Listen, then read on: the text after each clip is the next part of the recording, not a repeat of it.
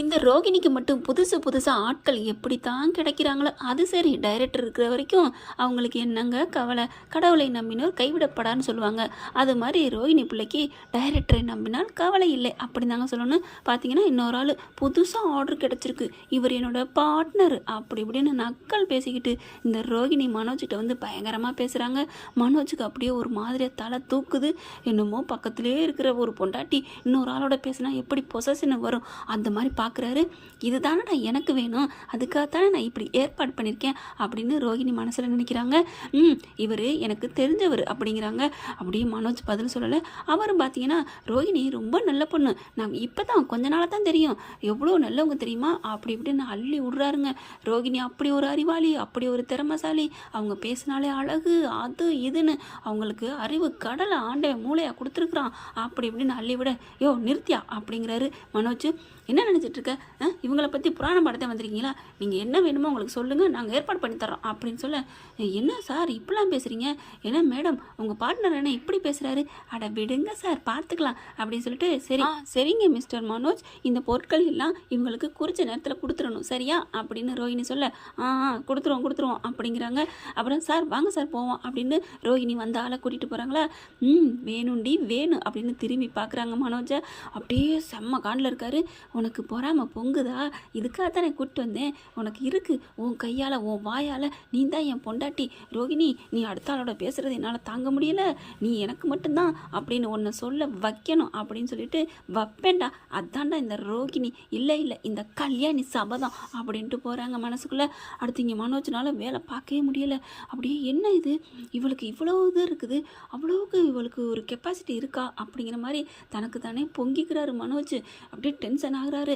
என்ன பாஸ் உங்கள் ஆள் வந்து பயங்கரமாக கலக்கிட்டு போகுது அப்படின்னு அவர் சொட்டத்தில் சொல்ல, நீ சும்மா ஏரியா அப்படின்னு மனோஜ் சொல்ல, பரவாயில்ல உங்கள் ஆள் டேய் விடுறா, ஏன் சார் என்ன சார் உங்கள் ஆளுக்கு நீங்கள் இல்லைன்னா இன்னொரு ஆள் கிடைக்கும் போல இருக்கே, திரிசா இல்லைன்னா நயன்தாரா மாதிரி அடுத்தடுத்து கிடச்சிக்கிட்டே இருக்கு.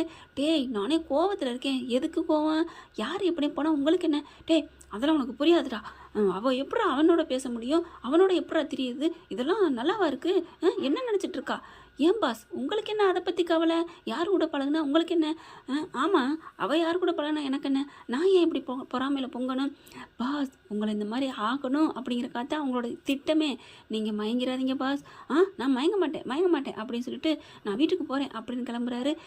என்ன சார் போகிறீங்க, அதெல்லாம் இல்லை நான் போகிறேன் அப்படின்னு வேகமாக மனோஜ் போகிறாங்க. போகிற வழியிலே ஒரு மாதிரியே பைத்தியம் ஆகுது.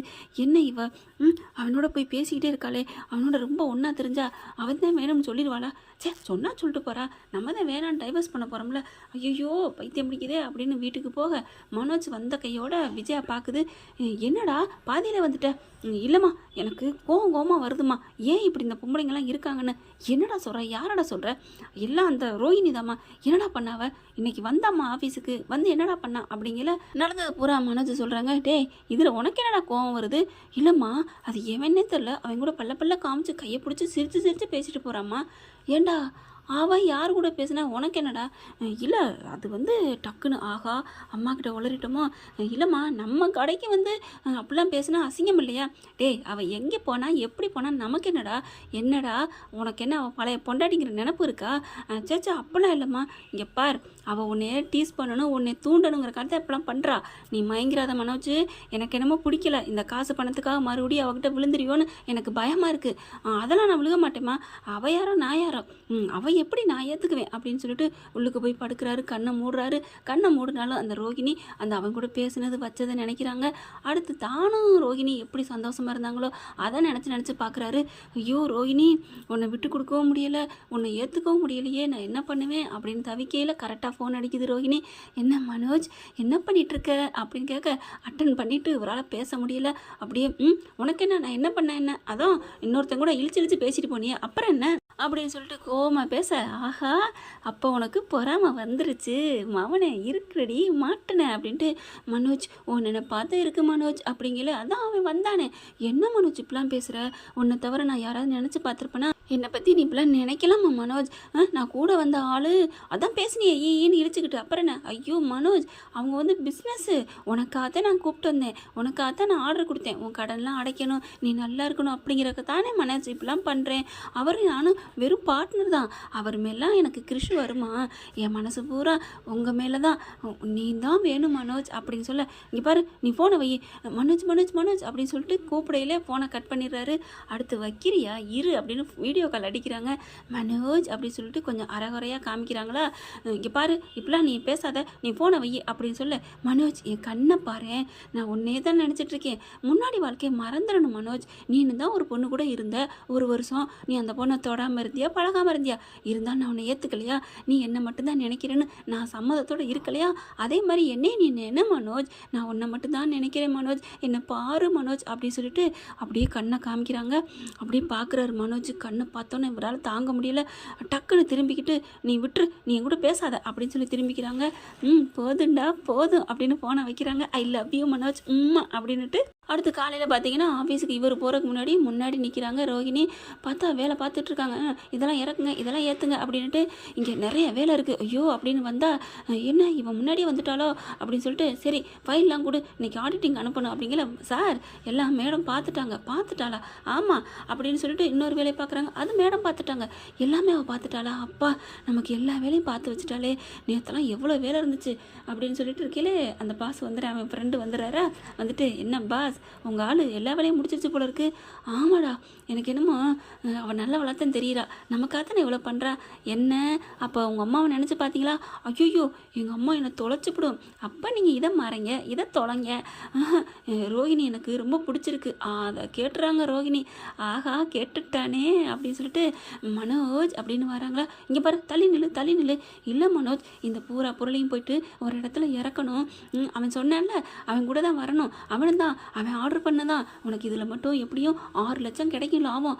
6 லட்சமா? ஆமாம் லாபம் மட்டும். ஐயோ சீக்கிரம் ஏற்றுங்க அப்படின்னு எல்லா பொருளையும் ஏற்றுறாங்க. அந்த ஆள் வந்துடுறான். ரோஹிணி வாங்க இதை பிடிங்க அப்படின்னு கையை பிடிக்கிறதும் ஏற்றுறதும் தூசி விழுந்துருது அப்படியே ரோஹிணி கண்ணில். அப்படின்னு சொல்ல, ரோஹிணி என்னாச்சு அப்படின்னு கண்ணை தொடச்சி விட்றாரு. அப்படியே பார்க்குறான் அந்த ஆள். அப்படியே பார்க்க மனோஜுக்கு செம்ம காண்டாகுது. டே தூசி விழுந்தா இப்படி தான் கண்ணை கொண்டாந்து வாயை கொண்டாந்து இப்படி வச்சுக்கிட்டு ஊதுவியா? சார் தூசி விழுந்தா இப்படி தான் கண்ணால் ஊதணும், ஊதணும்னு கோவம் வருது. பட்டார்னு அந்த ஆளை இழுத்து விட்டு ஓங்கி ஒரு அரைகிறாரு மனோஜ். சார் என்ன சார், உங்களுக்கு நான் ஆர்டர் கொடுத்துருக்கேன், இப்படி தான் அரைகிறீங்க?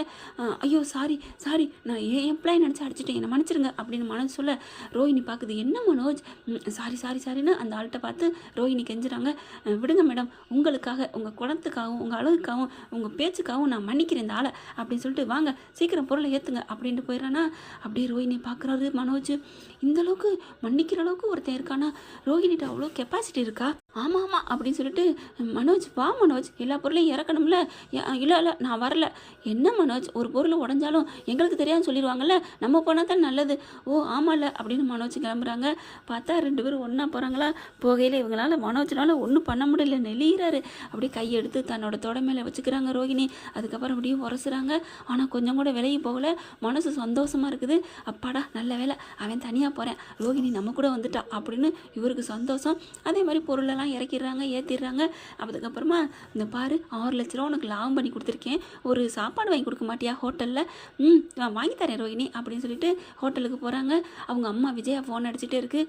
இது வேற அப்படின்னு சைலண்டில் போட, ஆஹா ஆத்தால சைலண்டில் போட்டானே, இன்றைக்கி நான் உன்னை விட மாட்டேன் மனோஜ் அப்படின்னு சொல்லிட்டு, வாங்க மனோஜ் அப்படி, யார் ஃபோன் யாராக இருந்தாலும் எடுக்கணும் மனோஜ், ஃபோனை எடு. இல்லை அம்மா தான். ஐயோ அம்மாவுக்கு முக்கியத்துவம் கொடுக்கணும், எடு மனோஜ். என்ன ரோஹிணி, உன் மேலே கோவமாக இருந்தாலும் உன்னை அடித்து வரட்டாலும் எங்கள் அம்மா மேலே இவ்வளோ மதிப்பு கொடுக்குற, என்ன மனோஜ், 1000 இருந்தாலும் எனக்கு அவங்க அம்மா மாதிரி, அவங்க என்னை திட்டுனாலும் சரி அடித்தாலும் சரி அவங்க எனக்கு வேணும். ஐயோ எங்கள் அம்மாவை எவ்வளோ மதிக்கிறா, இவளை நம்ம விட்டு கொடுக்குறதா முடியாது அப்படின்னு சொல்லிட்டு ஹோட்டலுக்கு போகிறாங்க, சாப்பிட்றாங்க. தனி ரூமில் அப்படியே மைல்டான இருட்டுக்குள்ளே நல்லா ஃபுல் கட்டுறாங்க. கட்டிட்டு, மனோஜ் நல்லா இருக்கா அப்படிங்கிற, சூப்பராக இருக்குமா அப்படின்ட்டு அப்படியே ரொம்ப சந்தோஷப்படுறாங்க. அதுக்கப்புறம் ஒரு தனியாக ஒரு பால் வாங்கி கொடுக்குறாங்க. இந்தா மனோஜ் குடி அப்படின்னு சொல்ல, அப்படி பார்க்குறாரு. ஏன் ரோஹிணி இதில் ஏதாவது கலந்துருக்கியா? என்ன மனோஜ் இப்போலாம் என்னை பார்த்து பேசுகிற? சே நான் போகிறேன் அப்படிங்கிற கையை பிடிக்கிறாரு. இல்லை ரோஹிணி, நான் சும்மா தான் கேட்டேன், உட்காரு அப்படின்னு சொல்லிட்டு நீ ஒரு முடக்கு குடி. அட பாவி, நம்பாத மனுஷனாக இருக்கானே, உனக்கெல்லாம் பாலில் ஏதாவது கலந்து கொடுத்துட்டே மயக்கணுமா என்ன? என்னை பார்த்தாலே பத்தாது, கீருக்கு பய அப்படின்ட்டு அது ஒரு முடக்கு குடிச்சிட்டு கொடுக்குறாங்க. தேங்க்ஸ் ரோஹிணி அப்படின்னு சொல்ல, எதுக்கு தேங்க்ஸு? இல்லை நான் சொன்னோன்னா உடனே செய்யல, அதுக்கா தேங்க்ஸ் சொல்கிற? இதில் ஏதோ கலந்துருக்கேன்னு நினச்சேன், நீ குடிச்சிட்ட அப்படின்னு தான் நீ மனசுக்குள்ளே நீ நினைக்கிற. தெரியும்டா மவனே, உன்னை பற்றி எனக்கு தெரியாத என்ன? உன்னை மாதிரி ஒரு இழிச்சவாயம் வேணும்னு தானே உன்னை விடாமல் பிடிச்சிக்கிட்டு இருக்கேன் அப்படின்னு ரோஹிணி சொல்லிட்டு குடி அப்படிங்கிறாங்க. குடிச்சு முடிச்சிடுறாங்க. ஆனாலும் அப்படியே ரோஹிணி மேலே ஒரே மயக்கமாக இருக்குது. அவங்க எப்படிப்பட்ட ஆள் ரோஹிணி? மேலாவில் ஒரு முடக்கு தானே குடிக்கிறாங்க, அட்டியில் இருக்கும்ல, அதை குடிச்சிட்டு அப்படியே போதை ஆகுறாரு. கொஞ்சம் மயக்கம் ஆகுது. அதுக்கப்புறம் நல்லா இருக்குல்ல ஹோட்டலு, நம்ம இங்கே தங்கிட்டு கூட போகலாம் மனோஜ் அப்படின்னு சொல்ல, இல்லை அம்மா தேடும், நான் போகிறேன் அப்படிங்கிற. கரெக்டாக நீ போகவா நினைக்கிற அப்படின்னு சொல்லிட்டு ஃபோனு தனக்கு தானே அடிச்சிடுறாங்க. ரிங்கை எடுத்துகிட்டு சொல்லுங்கள் சார், இங்கே தான் நாங்கள் சாப்பிட வந்திருக்கோம், நீங்கள் வரீங்களா? வாங்க மனோஜ் போகிறேன்னு சொல்கிறான், நீங்கள் வாங்க, இங்கே சாப்பிட்டுட்டு அழகாக இருக்குது, சூப்பராக இருக்குது, ரம்யமாக எங்கேயே தூங்கிட்டு கூட போகலாம், வாங்க அப்படின்னு டக்குன்னு ஃபோனை கொடு, அதெல்லாம் வராதிங்க, நான் இங்கே தான் இருக்க போகிறேன் அப்படின்னு கட் பண்ணிடுறாங்களா. ரோஹிணிக்கு அப்படின்னு சொல்லி சந்தோஷம். அதுக்கப்புறம் போயிட்டு ரூமில் போய் கட்டில் உட்காடுறாங்க. இந்தா உனக்காக நீ என்ன பிடிக்குமோ அதெல்லாம் வாங்கிட்டு வந்திருக்கேன், ஸ்வீட்டு சாப்பிடு மனோஜ் அப்படின்னு கொடுக்க, அதெல்லாம் வேணாம் அப்படிங்கிறாங்க. பார்த்தா ரோஹிணி இன்னைக்கு என்ன அழகா சேலையெல்லாம் கட்டு வந்திருக்க?